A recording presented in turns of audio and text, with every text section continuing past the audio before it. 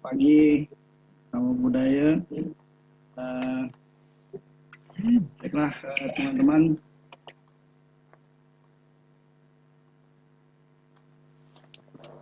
Ibu teman-teman mahasiswa, tampil ya layar. Masih proses Pak di saya, belum terlihat. Oke, baik.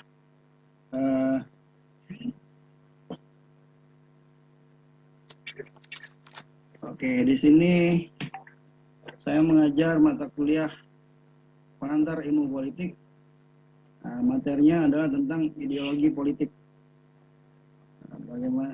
Bagaimana kita memahami ideologi, ya, terus bagaimana fungsi tentang ideologi, ya, bagaimana kita berpolitik dengan ideologi.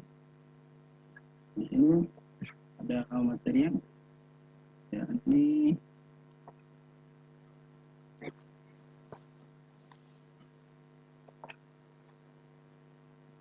apa itu pengertian ideologi, fungsi ideologi, komponen-komponen ideologi itu sendiri, terus klasifikasi ideologinya, ya, terus baiklah, bagaimana pengertian ideologi itu menurut Carlton C. Rodeo, kumpulan gagasan yang secara logis berkaitan dengan mengidentifikasi prinsip-prinsip atau nilai-nilai yang memberi keabsahan bagi institusi politik atau perilaku. Ini bagaimana kita memiliki prinsip-prinsip atau nilai-nilai, seperti kalau di Indonesia adalah nilai agama, nilai sosial, nilai budaya, ya kan?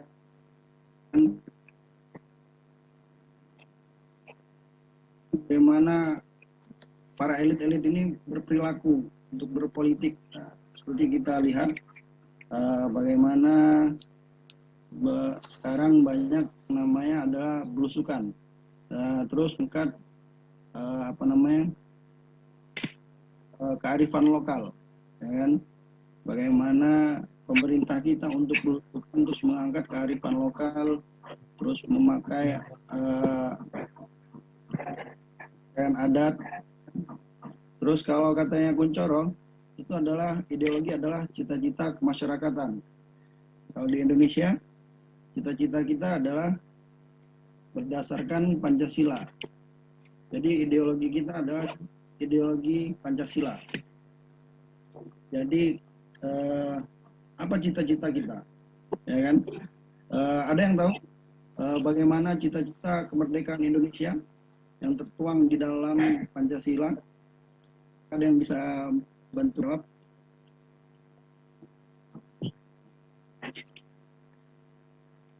Cita-cita dari kemasyarakatan Indonesia berdasarkan Pancasila kita, ya kan?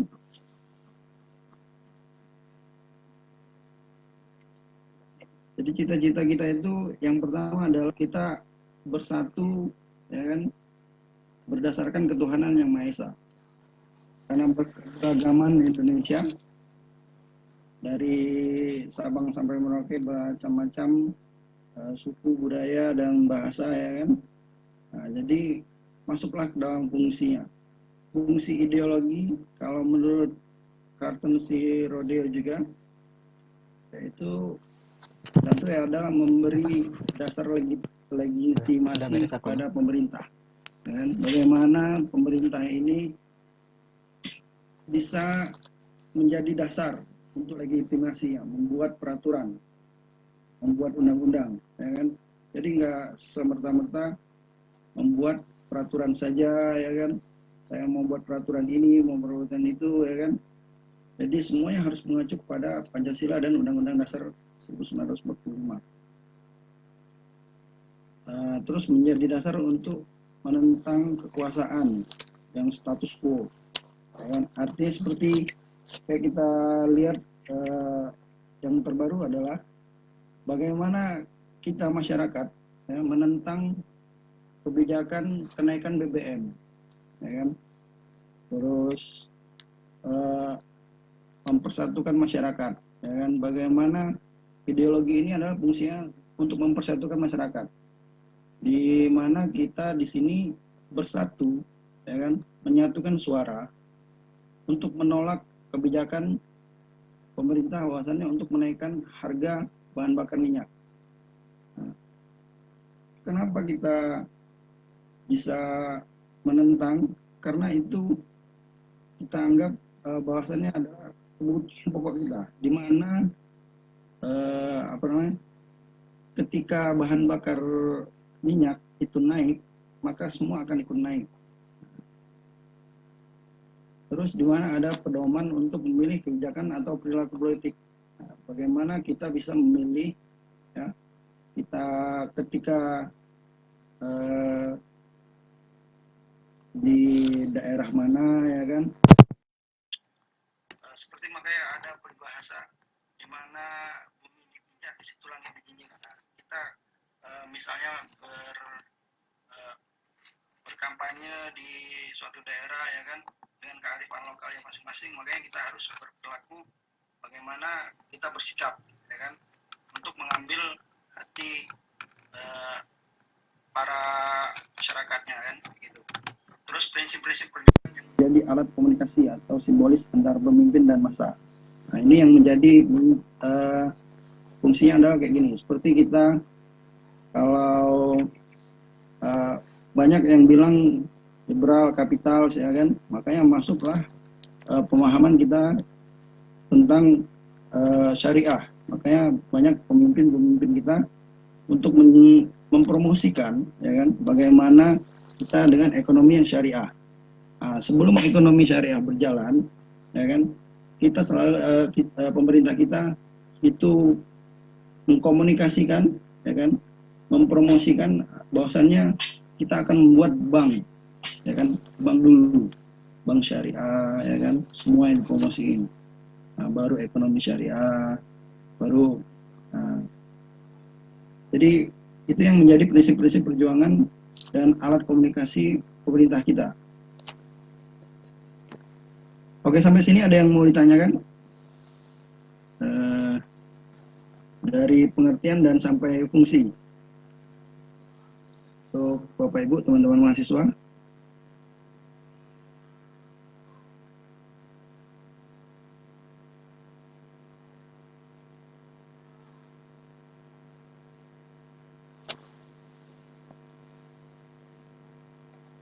Saya Pak mau mungkin lebih untuk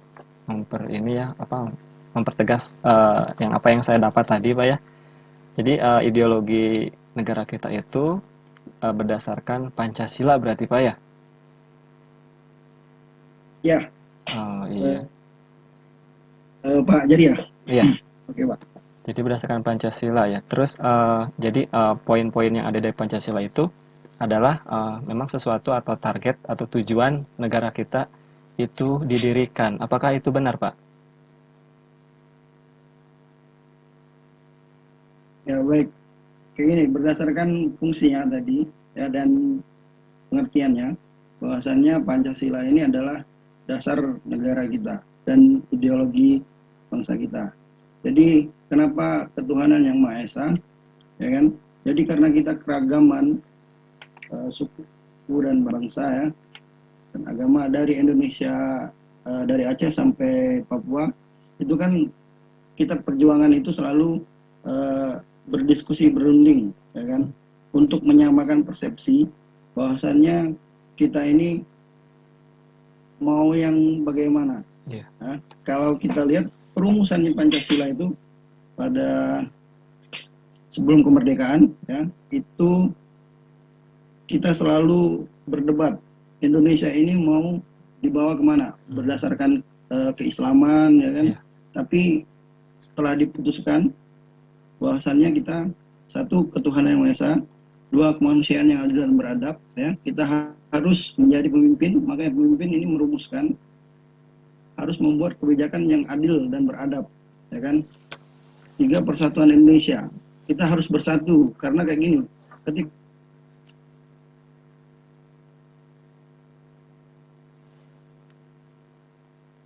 Jaringan sepertinya.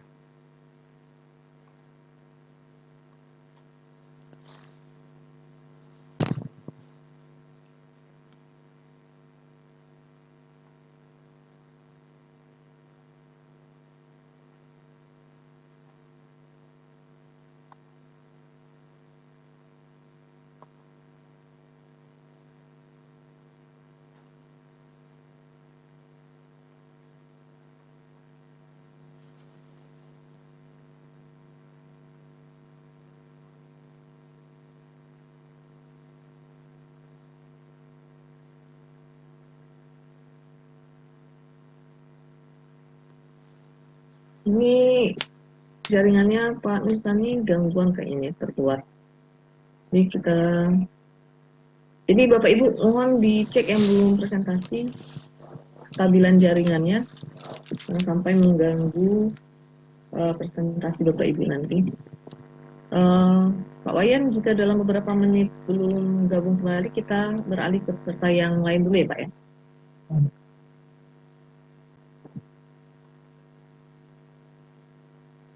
Terakhir tadi ya. Tadi.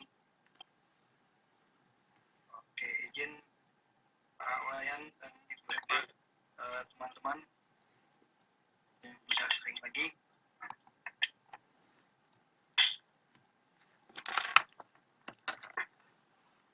Oke, baik. Tampil ya.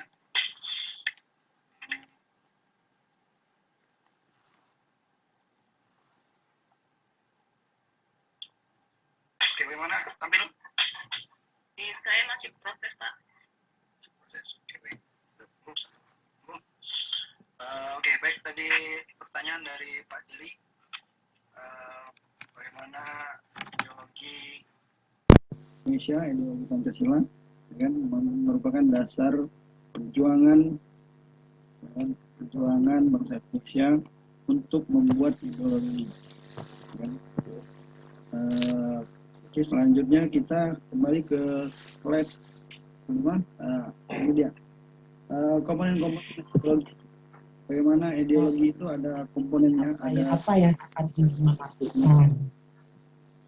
Ya, itu akan teman-teman laksanakan di kegiatan asinkronus. Maka itu semua akan teman-teman presentasikan besok di hari Selasa, yaitu kegiatan sinkronus untuk teman-teman dapat sampaikan kepada kami. Karena di hari Rabu itu kita sudah ganti dosen pembimbing, yaitu sama Pak Wen, ya. Nah, jadi hasil hari ini teman-teman Maaf Pak Wayan, besok kita di kayaknya ada kebocoran suara Pak. Terima kasih Pak Wayan. Silakan Pak Nusani dilanjutkan. Oke, baik. Terima kasih Bu Eva, terima kasih Pak Wayan. Oke, ini lanjut ke selanjutnya, yakni komponen-komponen ideologi. Komponennya adalah yang pertama adalah tentang nilai-nilai. Mana nilai-nilai, nilai agama, nilai masyarakatan, ya kan, nilai negara kita, ya kan, terus masuk ke ada juga visi tentang masyarakat yang ideal. Nah, bagaimana kita mempunyai visi, Indonesia ini mempunyai visi, ya, masyarakatnya yang sadar politik, yang ideal. Sebenarnya memang tepat kalau kata Pak Prof Nur, ya, itu kalau katanya Pak Dr. Nur itu setiap orang ada masanya dan setiap masa ada orangnya. Dimana kita masyarakat kita selalu berpolitik, ya, di zaman Orde Lama sampai Orde Baru sampai yang sekarang, zaman Pak Jokowi. Nah, itu semua presiden adalah baik pada masanya, ya. Belum tentu, ya kan, Pak Soekarno, ya kan, atau Pak Soeharto itu mungkin pertama kali itu baik, ya kan, untuk memperjuangkan Indonesia merdeka. Bahkan sekarang Pak Presiden Jokowi membuat semua merdeka, ya, dari merdeka investasi sampai sekarang merdeka belajar. Terus ada konsepsi tentang sifat dasar manusia. Nah, oke. Jadi, ada yang tahu nggak konsepsi tentang sifat dasar manusia? Boleh teman-teman Bapak Ibu, teman-teman mahasiswa, kalau ada yang bisa untuk bantu menjawab konsepsi tentang sifat-sifat dasar manusia. Kita coba untuk mungkin Pak Tukdi. Konsepsi dasar sifat manusia adalah apa, Pak?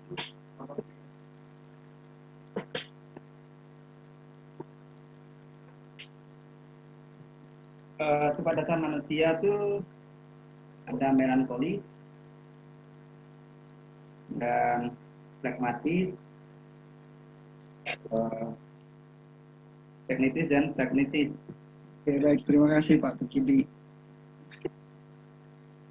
Ya, ada yang lagi mau coba menambahkan?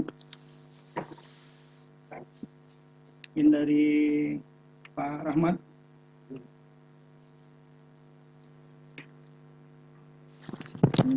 Mau mencoba menambahkan konsep tentang sifat dasar manusia. Ya. Sudah cukup, Manusia Pak. ini Sudah cukup. Terima kasih. cukup. Oke. Baik. Terima kasih Pak Tukidi, terima kasih Pak Rahmat. Kalau kita mau lihat konsepsi tentang sifat dasar manusia, yang pertama adalah yang paling utama dan paling mendasar adalah satu, follow the leader, di mana kita manusia ini selalu mengikuti pemimpin atau mengikuti orang, ya kan? Jadi ada sesuatu pemerintah yang kita utarakan, yang mereka utarakan, maka kita akan mengikuti sifat dasarnya, ya kan? Atau kita melihat ada sesuatu yang baik, maka kita akan mengikuti. Ya. Terus strategi perjuangan. Nah, komponen-komponen ideologi ini adalah bagaimana strategi perjuangan, ya, untuk mencapai kemerdekaan. Strateginya adalah kalau selalu yang dipakai oleh para TNI atau kedinasan adalah bagaimana strategi senyap, ya kan, tepat, akurat, ya kan. Nah, terus bagaimana taktik politik. Taktik politik ini menjadi satu komponen yang paling krusial sebenarnya. Bagaimana kita membuat taktik untuk berpolitik, di mana politik itu adalah kita untuk mengambil kekuasaan atau memperoleh kekuasaan. Nah, ternyata taktik ini digunakan bagaimana kita untuk mempertahankan kekuasaan. Mudah-mudahan nanti suatu saat Bapak Ibu, ya kan, teman-teman mahasiswa ini menjadi pemimpin, ya kan? Atau ada yang sudah menjadi anggota dewan, atau sudah menjadi kepala daerah, seperti gubernur. Ya. Bagaimana taktik Bapak Ibu, ya, ketika nanti setelah menjawab untuk mempertahankan kekuasaan, menjadi 2 periode mungkin, ya kan, atau bahkan nanti bisa setelah menjadi kepala daerah atau bisa mencalonkan lagi menjadi anggota dewan untuk memperjuangkan aspirasi-aspirasi masyarakat yang belum, ya kan, yang belum ketika menjabat, yang belum terrealisasikan. Oke. Jadi harus selanjutnya dulu, ya. Ada perbedaan politik, perbedaan ideologi politik dibandingkan dengan pemikiran politik. Menurut Austin Rande ini dia mempunyai komprehensif dan pervasif dan ekstensif dan intensif. Nah, mana komprehensif itu adalah menyeluruh, menyentuh banyak aspek hidup masyarakat, dari kebutuhan pokok, ya kan, kebutuhan sandang pangan itu harus terpenuhi dulu. Terus yang pervasif yaitu membentuk keyakinan dan tindakan politik banyak orang yang dikenal dalam jangka waktu lama. Ya. Artinya bagaimana kita bisa meyakinkan audiens, ya kan, masyarakat, bahwasannya ini bisa dikenal sama mereka dalam jangka waktu yang lama. Seperti kalau kita lihat bagaimana Pak Soekarno itu adalah bagaimana dia meyakinkan bahwasannya dia adalah presiden perjuangan yang membuat Indonesia menjadi merdeka. Terus Pak Presiden Soeharto adalah Bapak Presiden Pembangunan, di mana ketika zaman Pak Soeharto itu seluruh pembangunan itu digalangkan. Terus di mana Presiden Habibie kita kenal sebagai presiden teknologi, dia pun sebagai pencipta pesawat terbang, ya kan? Teori Krak yang dibuatnya. Terus bagaimana yang ekstensif, ya, melibatkan banyak orang untuk mendukungnya dalam banyak peran politik dan bisa melibatkan banyak negara. Nah, ini seperti yang dilakukan Ibu Presiden Megawati, ya kan, Bapak Presiden Gus Dur, terus sampai sekarang Bapak Presiden Jokowi, di mana mereka bisa melibatkan banyak pendukungnya dalam banyak peran politik. Dan bagaimana kita ikut serta dalam kegiatan banyak negara. Bagaimana kita bisa mengundang investasi, ya kan, dari luar negeri bisa ke dalam, ya kan. Terus Indonesia maju, Indonesia kuat, ya kan. Terus bagaimana intensifnya? Itu adalah komitmen untuk mendukungnya agar kuat. Intensif ini bagaimana kita berkomitmen untuk mendukung secara penuh, ya kan? Atau berkomitmen untuk mendukung yang baik, ya kan? Ketika nanti pemimpin kita atau anggota dewan kita itu ada yang kurang menurut kita, masyarakat rasakan itu, maka kita akan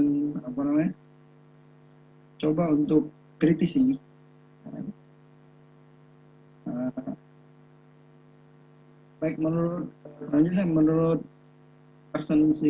Rodeo, klasifikasi ideologi itu ada macam-macam, ya. Dari 7 ideologi ini yang populer maksudnya.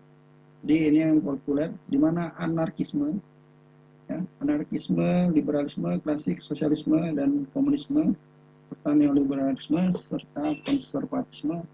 Yang terakhir adalah fasisme.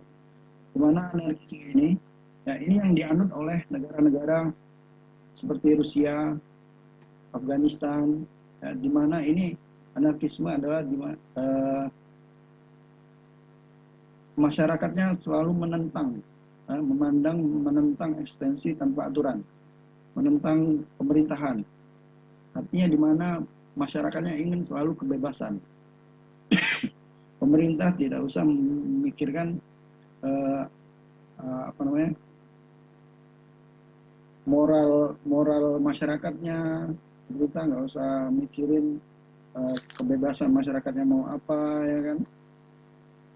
Artinya masyarakatnya memandang bahwasannya eksistensi mereka itu tanpa aturan.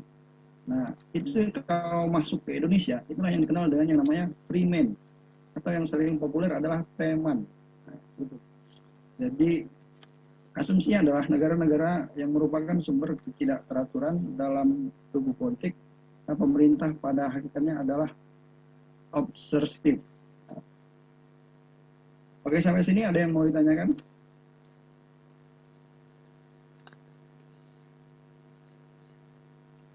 Dari anarkisme ini, ya. Menurut William Godwin, masyarakat masa depan harus terdiri dari unit-unit kecil, di mana tidak seorang pun boleh memaksakan kehendaknya pada orang-orang lain. Artinya, masyarakat tidak boleh intervensi oleh masyarakat lain untuk melakukan sesuatu yang lain.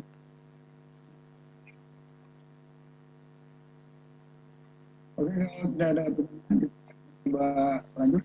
Liberalisme klasik, di mana fungsi pemerintah dalam negara diminimalisasi hingga muncul istilah negara sebagai, di mana nilai-nilai doktrin yang diutamakan adalah kebiasaan individu. Nah, ini yang terjadi kalau di Indonesia adalah individualisme di kota-kota besar.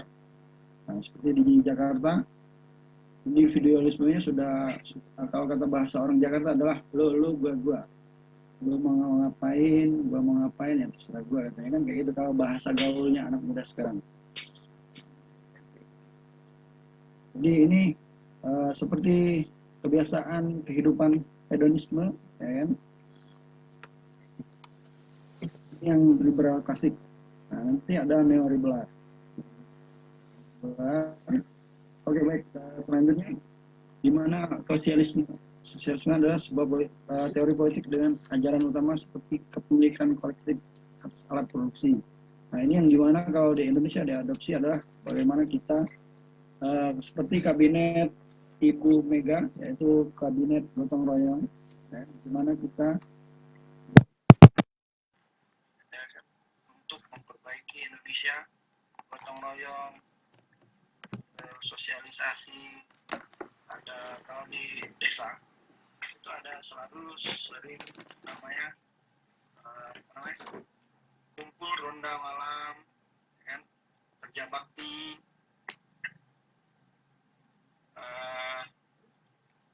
Oke, ini karakteristiknya sosialisme demokrasi dari Anthony Giddens, di mana keterlibatan negara yang cukup luas dalam kehidupan sosial dan ekonomi.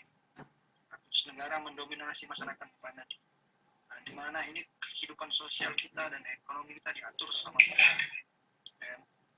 Tapi sebenarnya dari kita lahir sampai kita meninggal, negara sudah hadir tanpa kita sadari. Ada yang bisa kasih contoh apa kehadiran negara terhadap kita? Boleh dibantu mungkin Pak Mujiono?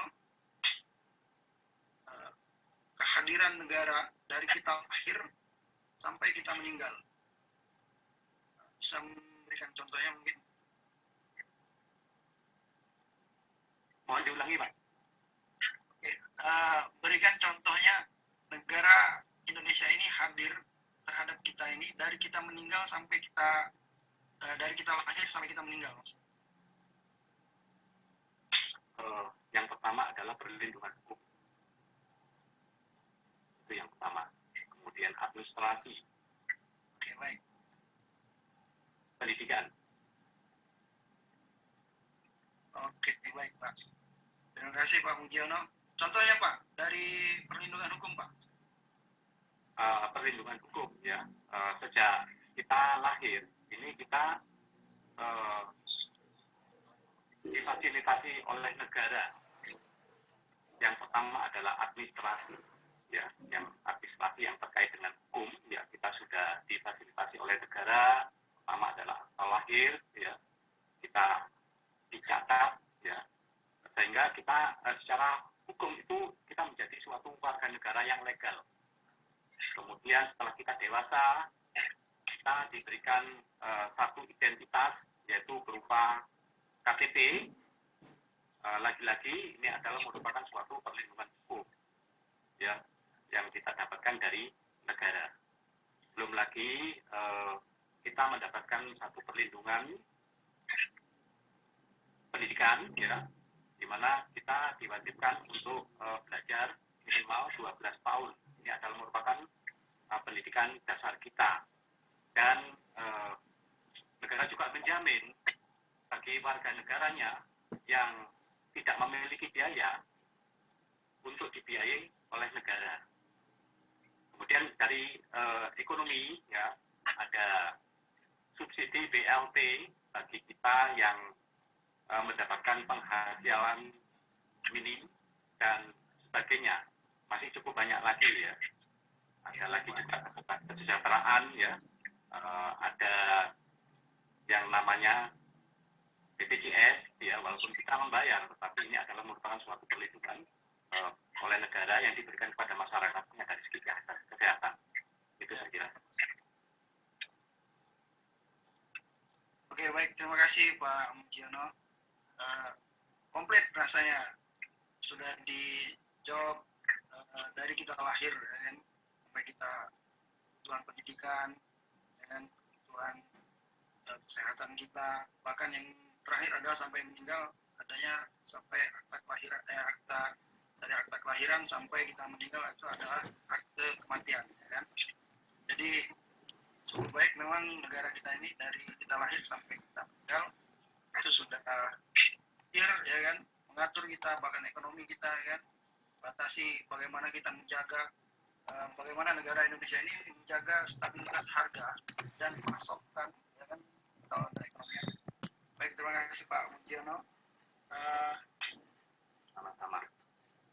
Kita lanjut di mana modernisasi linear, terus internasionalisme masuk dalam dunia dui kutub atau bipolar, kita kalau masuk ke karakteristik dari sosialisme. Lanjutnya kita ada komunisme. Nah, di mana kita kenal komunisme ini, kenal teori adalah teori Karl Marx dan Friedrich atau Max Weber, ya kan? Di mana negara-negara penganut komunisme seperti China, ya kan? Di mana kemenangan revolusioner antar kapitalisme akan mengantarkan ke sosialisme. Nah, pada tahap awal setiap orang akan bekerja dan menurut mempunyai kemampuan untuk akan bersama, tetapi penghargaan kurang. Nah, di mana ini kalau kita lihat Korea Utara, China, ya kan, mana masyarakatnya kurang untuk diberi reward atau penghargaan. Mana kita harus selalu bekerja, ya, fasilitas kesehatan diberikan, menyeluruh, terus negara-negara akan melemah dan semua instrumen kekerasan dan penindasan akan lenyap, ya kan? Terus di mana kita masuk ke neoliberal, ya. Neoliberal ini mana kita harus menyimbangkan antara pros dan cons, ya. Di mana tentang kita adalah tentang masyarakat dan pemilik modal, kalau kita bilangnya, ya. Nah, masyarakat mana dia yang otonom, peran negara yang minimal. Jadi kita harus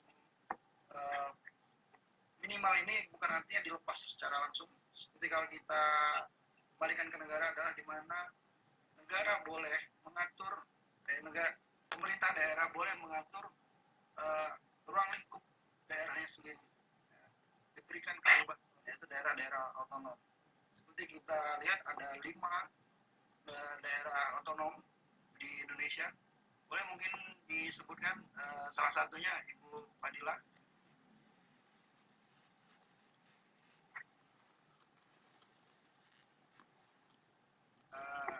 Salah satu daerah provinsi atau provinsi di Indonesia yang memiliki kekhususan. Aceh, ya, Aceh termasuk juga ya. Masuk Ibu Fadila. Aceh.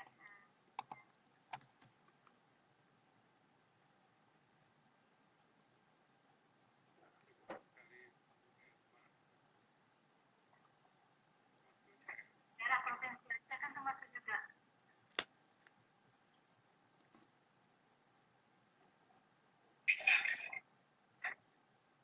Bisa dengar? Iya, halo, bisa. Silakan Ibu Fadila. Daerah provinsi Aceh kan termasuk juga daerah otonomi. Oh iya. Terima kasih Ibu Fadila. Oke. Salah satunya adalah Aceh. Yang benar Ibu Fadila. Aceh diberi kekhususan daerah otonomanya, di mana dia bisa kekhususan adalah sebagai partai lokal, diberi salah satunya diberi kekhususan untuk memiliki partai lokal. Nah, itu salah satu kekhususan. Nah, di mana kita boleh mengatur sendiri daerah kita, ya. Jadi seperti pula DKI Jakarta, di mana dia kekhususan sebagai ibu kota, dan di mana yang terkenal adalah Jogja, daerah istimewa, ya, di mana kekhususannya sebagai istimewa Yogyakarta. Terus di mana selanjutnya?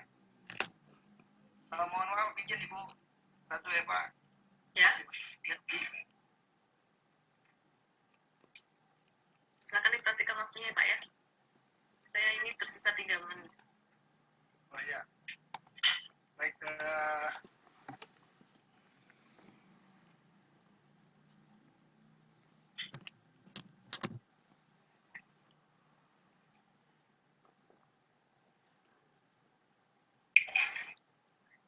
Oke, yang terakhir adalah neoliberalisme ada konsep di mana kekuatan terhadap perubahan yang tiba-tiba dan dahsyat. Terus penghormatan terhadap pranata dan peraturan yang telah mapan, terus mendukung terhadap elit dan hierarki. Nah, ini kita anut konservatif ini, di mana hierarki adalah seperti struktur organisasi, ya, di mana harus ada biro dan kepala biro itu melewati kepala bagian baru ke pimpinan. Terus selanjutnya adalah di mana fasisme. Munculnya fasisme merupakan dampak negatif dari industrialisasi, modernisasi dan Nah ini yang banyak jadi di daerah Jawa Timur ya, di mana ada industri, atau di Tangerang kalau di daerah Jawa di daerah bagian barat sini ya, ada Tangerang banyak industri, ya, pabrik-pabrik dibangun. Kalau di Palembang itu ada di daerah yang namanya daerah dekat industri ya, yang kita ketahui, yang mana timbul industrialisasi, modernisasi, semua modern ya kan, terus mendemokrasikan.